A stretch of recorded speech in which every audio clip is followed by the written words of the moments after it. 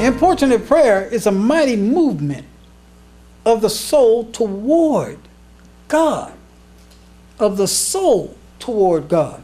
It is a stirring of the deepest forces of the soul toward the throne of heavenly grace. So we are persistently calling on God. We are persistently reaching toward God, toward heaven. Our soul is. You know, that's when you're really praying. Not when you're really praying from, you know, when it's coming from here. It's coming from your innermost being. That's what goes up before the throne.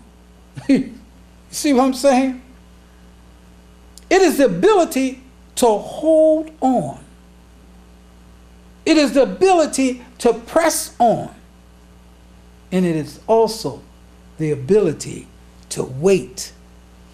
Importunate prayer, persistent prayer, coming again, and being persistent and holding on and waiting until the change comes.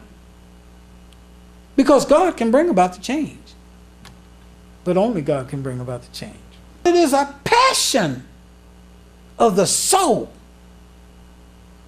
I mean, a passion. You know how you have a passion toward things. Do we really have that same passion in prayer? You know, toward God. Last week, we had also the Syrophenician woman.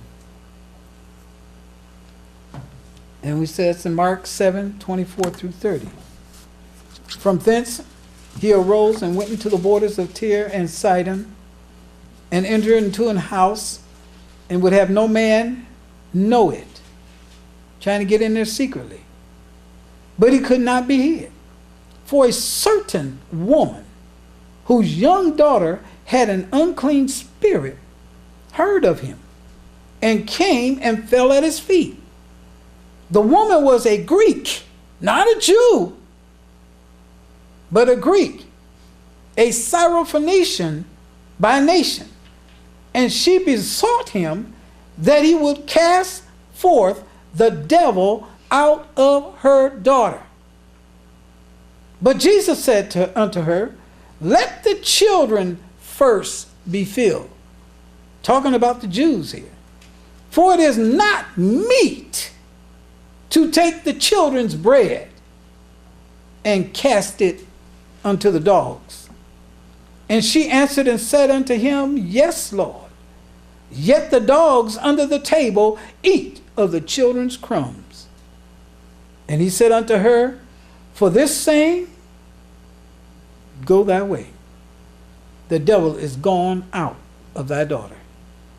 And when she was come to her house, she found the devil gone out, and her daughter laid upon the bed. And then in his presence is treated with seeming indifference, with a chill of silence and unconcern. Can you imagine having a daughter that's got demon possession and you heard all about this Jesus? And you go to a house where he is, and when you get to him, he speaks to you this way?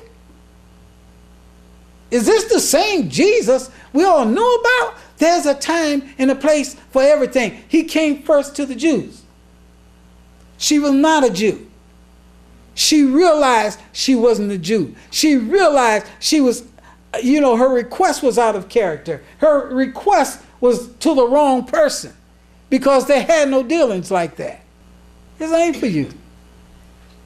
This healing ain't for you. This deliverance ain't for you. You know? Interesting, isn't it? Oh, we all heard about the Syrophenician woman. We didn't know she was shunned by the master like that. You know? But she was. But it did not stop her. Her nationality didn't stop her. The fact that Jesus wanted to be alone did not stop her. The fact that he approached her in a way that he did not stop her. But she kept on. She was even humiliated by being called a dog. And it still didn't stop her. Why? She had a daughter that had a demon. And no matter what, she wanted her daughter delivered. She accepted every abuse. She accepted every hindrance. She accepted every problem. And what did she do? She overcame every one of them.